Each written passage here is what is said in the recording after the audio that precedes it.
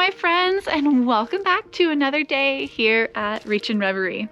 It's really bright outside, and so being in Western Texas, y'all get to see the turtleneck with a baseball cap look today.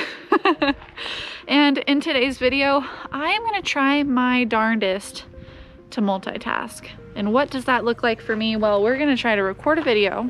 I'm gonna try to eat breakfast. Breakfast today is blueberries. And then we're walking the dog. And I'm also gonna go feed the chickens. So, do I have enough hands for that, Evie? We're gonna find out. Let's go. Let's go. Come on. I think I got it figured out. We got the over-the-shoulder leash. She's pretty good. She doesn't pull, so I think we'll be okay there. And let's see. Oh, Evie wants a blueberry. Evie, I don't think you like blueberries. You want to try one? Can you sit? Oh, that was great. That was really good. Did you like that blueberry? Oh, you did like that blueberry. Gonna eat them today? Is it because you know I'm gonna go give food to the chickens? She doesn't normally like blueberries. If the chickens can eat it, I want it. Can you stay right there? You stay right there. I'm gonna leave your leash. So, we're gonna take out our little pin. Gotta lift up on the door. It's hard to do without two hands. Ugh. Okay, girls. Are y'all hungry? I already fed them their food today. But here's some blueberries. Yumness. Awesome. They love their treats. Let me go check. I had to break the ice this morning. Sorry, Odette. It looks like we're still good. I'm gonna clean that out today. Got some dirt in that water. Odette, go back in. They're gonna eat all the blueberries. Go back in before they eat all the blueberries. There you go. Perfect. So we need to get another latch for this door. The chicken door, the bottom latch has already broken. Don't know how that happened. Probably just the strong winds we've had. So we just have a little dowel rod through the pin in the top. Of course, we do close that at night, and we're kind of excited when Josh gets off of work today. We do plan on installing an automatic chicken coop door, so that's gonna be fun. But anyway, hey, are you going on your walk without me? Where are you going? Evie, Evie, did you want another blueberry? Yeah, you won't go far if I have blueberries, huh? They're yummy. Those are yummy blueberries. Okay, let's go. I got the blueberries tucked here. Okay, let's go. You ready? Let's go.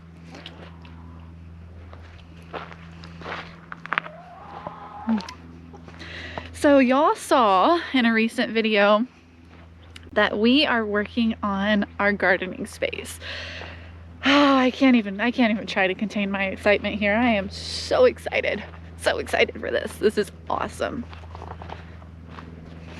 The smell of dirt is amazing. So, since we last showed you guys an update, this is what we are looking at here. This is our future garden. You're being so good, yeah. I need to eat some of these or you're gonna eat all my breakfast. During the week, as Josh got off of work, I've been getting off a little bit later this week, but he has been having enough time when he gets off that he's been hand digging with a rock bar these holes, and we have the 4 posts in the corners, and then he also has a second post coming a few feet off of the corners. So we will be having in this garden area an 8-foot perimeter fence, and some of these angles it may look like the pipes are bent because of the fish islands, but they are in fact actually straight. and very level. But we will be having an 8-foot, which is about as tall as this post, fence going all the way around this 40 by 115 foot garden space, so that things like deer and wild hogs will stay out of our growing areas. And over the next couple weeks, we will be bringing in the remainder of the pipe and the concrete. That way we can finish the fence posts on this space and get working on getting our fence put up, because we don't want to start gardening without a fence with as many deer and hogs that we have here on the property. To get some steps in, let's go ahead and walk down and back this gardening space. Isn't it amazing to think of how much food is going to be growing right here, kind of in our backyard?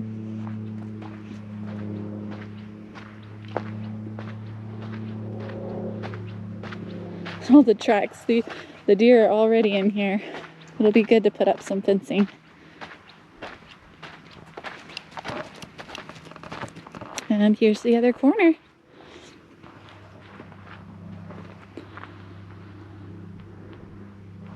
I have been doing a lot of thought and research this week into what I'm going to plant in our cottage garden. So for the cottage garden, it's going to come off of the garden up to our circle drive. So let's take a quick look. You can kind of see we have our old gardening material over here that we'll probably use somewhere.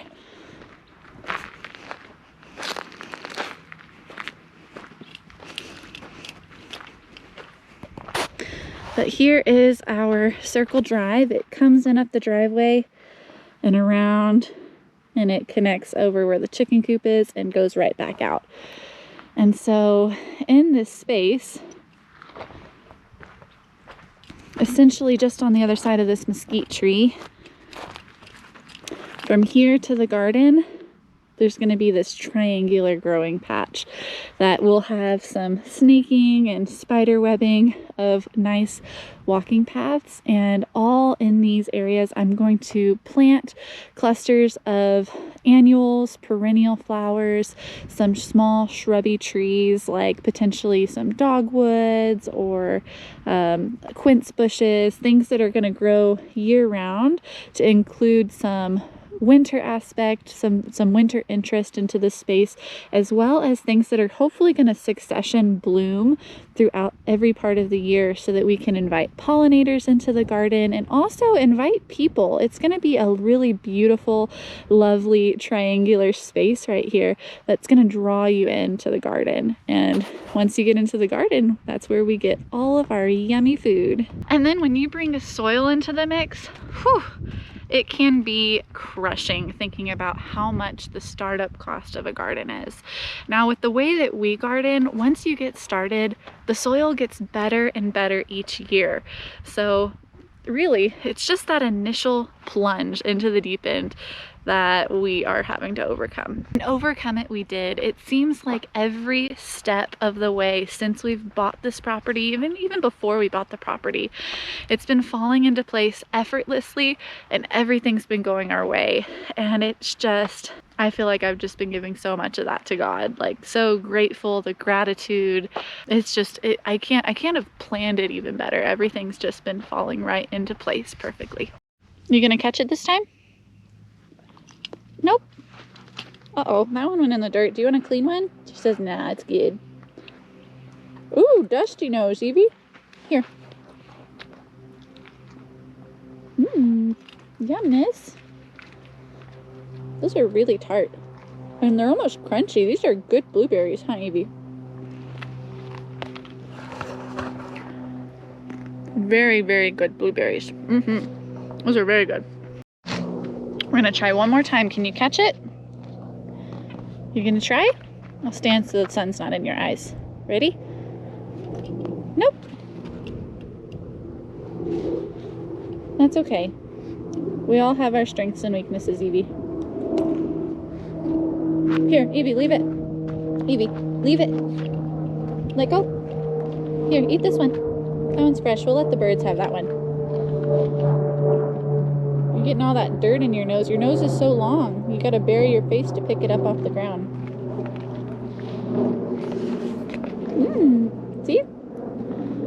good. I think I'm giving her more than I'm eating. I need to start eating these. They're so good. Literally crunchy blueberries. I'm gonna set my blueberries down for this next part because we don't want them to get dirty.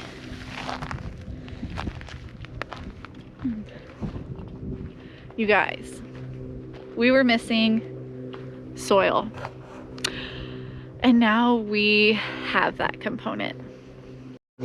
So we were missing soil. I did the math. We looked at it. We're planning on doing sunken beds where we replace about 50% of the native ground with compost this year. We're going to mix it in so it'll be 50% compost, 50% native ground. And then we're also going to add in a little bit of things like worm castings, vermiculite, perlite, maybe some peat moss, some things like that. But the majority of the soil is going to be compost and native ground. And looking at this space with 8 4-foot wide by 32-foot long beds and 2 2-feet wide by 32-foot long beds, that's right near 1,500 square feet. So if you think about it, and you know that most garden vegetables like at least 10 inches of soil depth to grow in, we're gonna go about 12 feet deep of soil. And so 6 inches of that is going to need to be native soil, and the other 6 inches of that is going to need to be compost for the mass of this gardening space behind me. So when you think about that, you take the 1,500 square feet and divide it by 2, and that's how many cubic feet you're gonna need of compost to fill this space. Comes out to almost 600 cubic feet, or roughly 21 yards of compost. Now when you do the math, we live very remote. We're almost 100 miles to the nearest Walmart. So when you look at the price for our local hardware stores, it is cost prohibitive to try to buy that much compost locally. So we went online, we were looking around at, you know, the nearest Home Depot's over 3 hours away. We could go the other direction to the next nearest town, it's 4 hours away. And so we were thinking, even if we buy all of that compost, it's gonna take several truckloads to bring it home, which is gonna be cost in diesel. It's, you know, wear and tear on the tires. And so we were thinking, can we even do a garden this year? And then another miracle came in. So Josh ran into somebody he knows that owns a local business here in town where he sells metal and he sells livestock. And this gentleman is actually retiring within like the next month. And he has a huge stockpile of cow manure that is years old that he's been turning. So it's been composting down. He was willing to give it to us, literally give it to us for free as much as we wanted. All we have to do is load it up. So that gentleman had a little bobcat machine on his property, and we are paying him to load it into our trailer, and essentially the compost is free. We're just paying him for his time to load it for us, and we're helping him by clearing out that property that he's retiring out of, and he's helping us by giving us this gold, this garden gold. So this week, Josh has been dedicating a lot of time getting the post started, putting the cement in the ground, and taking his truck and trailer into town to load dump trailer fulls of composting material. I kid you not, I literally cried at the joy of seeing this pile of poop behind me. I can't think of anybody else in the world who would be so excited to see a big, giant, steaming pile of poo. But here we are. Which brings us into this, my friends. This over 5 foot tall pile of cow manure that we sourced for free, except for, you know, of course, the cost of the gentleman's time where we are paying him, you know, to load up our trailer. This would have cost probably $1,200, and we have it here on our property for essentially nothing. look at this. This is just amazing. And if we hadn't have bumped into him, you know, a month later, we would have lost this opportunity. Like, tell me that's not meant to be. There are no words for how perfectly everything has been falling into place for us. It's just, it really feels like we are in the right place at the right time here. What's really neat about this is only half. We are still, over the next week or two, going to be bringing in the other half. So this right here is about 10 yards of manure that has been breaking down. I mean, you can see this. It is literally broken down into awesomeness. Look at that. Garden gold right there. So we have our garden. Now we just got to build it, which is going to be a lot of work, but I think that's half the fun. So it's really neat, really good quality. You can see that it's breaking down really good. It's holding water really well. Like when you step on a clump, it's just moist and falls apart. Look at that. That breakdown is just beautiful. Absolutely gorgeous. So what we plan on doing with these sunken beds is we are going to square up and essentially cut out of the ground our garden beds. Instead of doing a raised bed that drains a lot of soil and needs more water, here in the desert where we live, we need to use all the water we can get. So we are going to cut out 4 foot wide, 32 foot long, all along this. And we're gonna dig down probably about 18 inches, and then we're gonna fill 12 inches back in the soil, which is gonna leave approximately 6 inches down below the level of the walkways that the garden beds are gonna sit. Of course, they'll compact a little bit over time, and we don't plan on tilling these once we get them all set up for the first time, and we'll essentially add more compost to the top every year moving forward to just improve the quality of the soil and keep the microbiome and all of the good things that live in the soil undisturbed underneath the surface. So that's going to be our plan. Being sunken down and set below the level of the ground is going to help hold water. It's also going to help with shading the little seedlings a little bit, with it being 6 inches down, and it's going to hopefully work out really well for us. I've always done raised beds, and I've always struggled with the amount of water that the plants need to survive out here. So with us living here on 5 acres, and we have the leach field to water, we've got the orchard that we're gonna plant next year that's gonna need a lot of water. The garden is gonna be bigger than anything I've ever grown before. And so in trying to plan this out, we do want to be conscientious about our water consumption and not use more than needs to be used. So once we get those sunken beds in place and things growing, I also plan on mulching over the top, which is going to act a little bit as a water battery to help keep the water from evaporating off as quickly. And then if we can get enough mulch to mulch the pathways, that's also going to hold the soil around the garden beds damp for longer, which should help with recharging that system. It's more than just this that makes us feel like we are in the right place at the right time.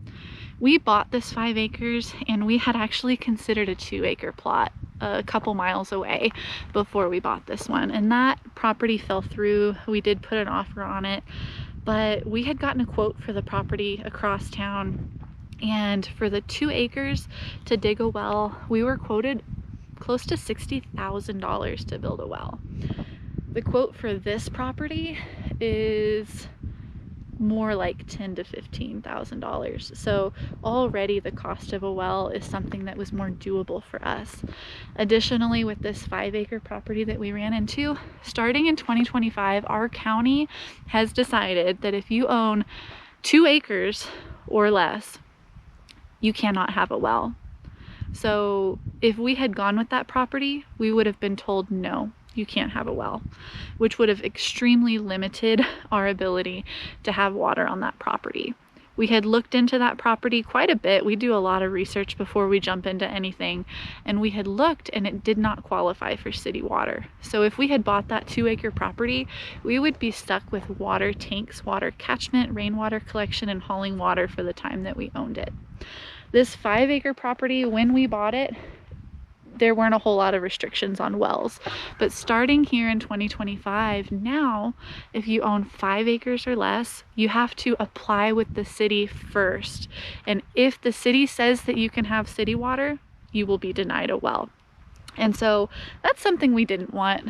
There's a lot of things going on with our city, with the water system that we don't agree with, and we would rather have a well.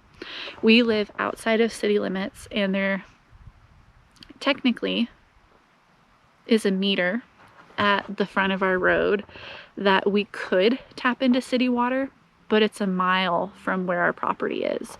So before we could be approved a well in 2025 on 5 acres, is you have to ask the city to deny or approve of city water. And if they say no, then you have to apply with the state and ask if you can have a well on your property. So we sent out the application for the state. They approved us pending a rejection letter from the city. We send the letter to the city thinking, please deny us, please deny us. And they did. They denied us. And so we were able to get a well on this property. It was a tense couple of weeks. We were thinking, well, if they approve us, we're going to have to dig water lines for a mile from the front of the main road where city limits ends up to our property.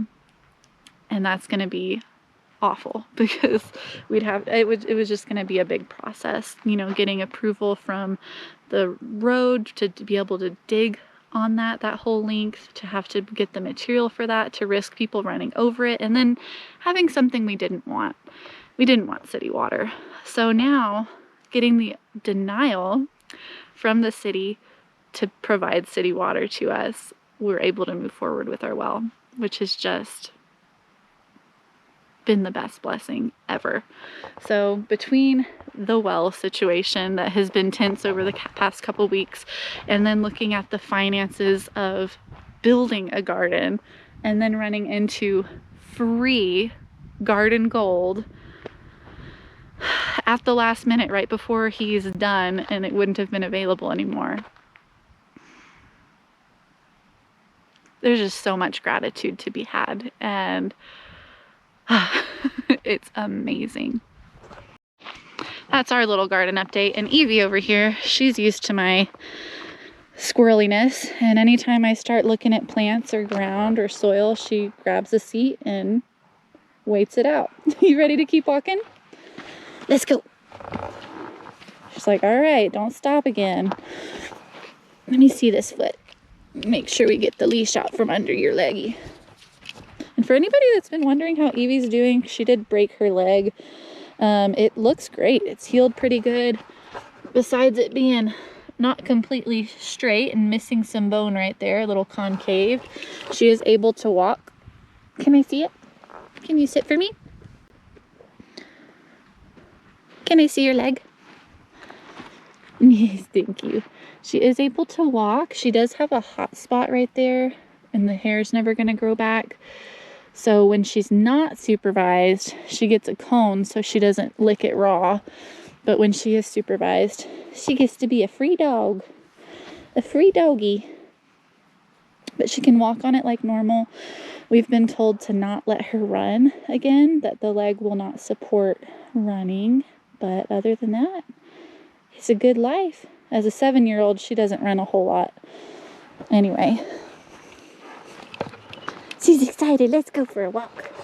So with the garden plan already in the works, I even know what I'm going to plant in each row because I'm that type of person. I get a little hyper fixated, and when I start planning something that I'm excited for, I need like a full itinerary. Like I have it all planned out. I'm going to plant 672 beans, 40 tomatoes, and you guys are going to have to stay tuned for more. But looking here, the garden's back there, house over here, front of the property's here, The driveway goes up on the other side of the property. So we are skirting our opposite fence line here.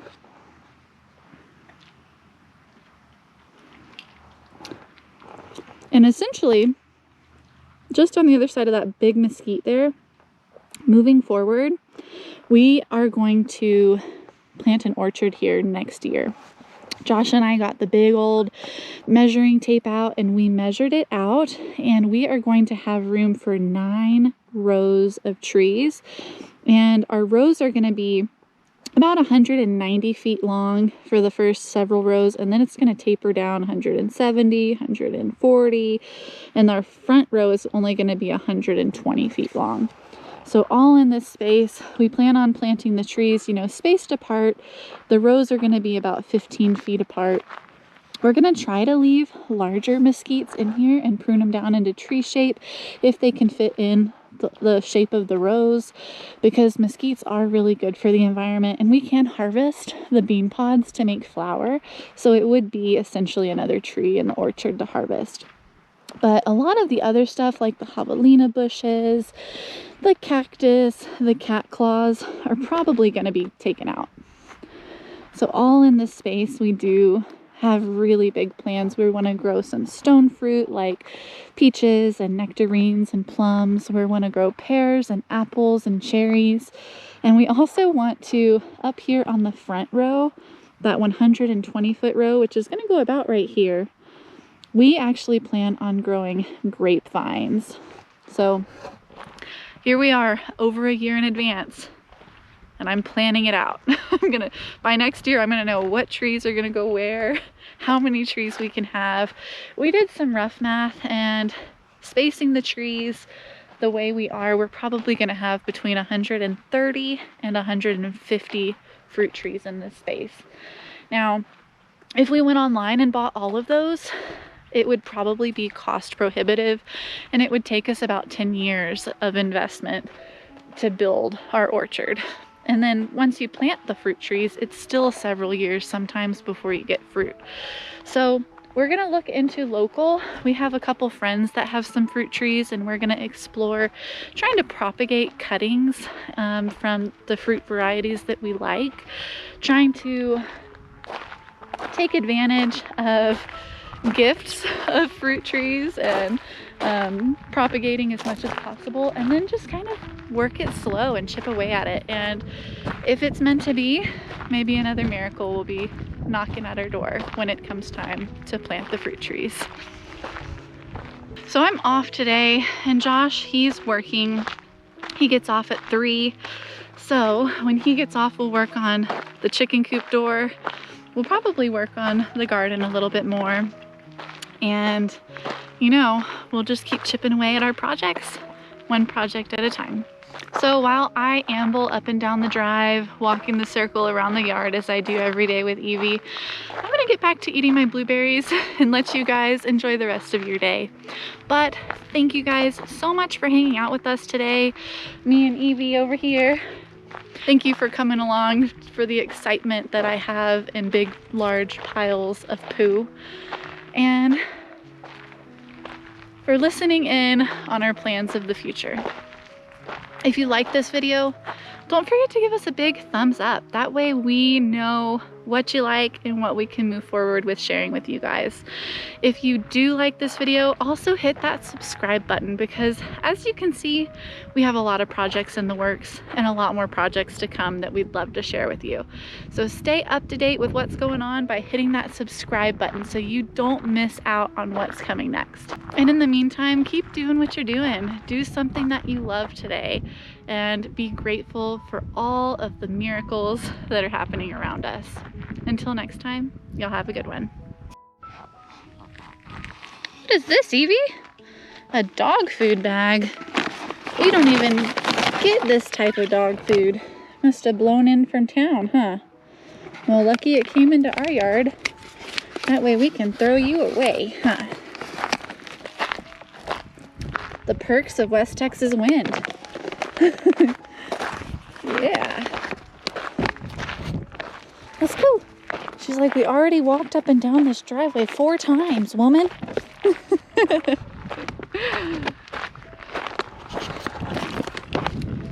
There's no food in there.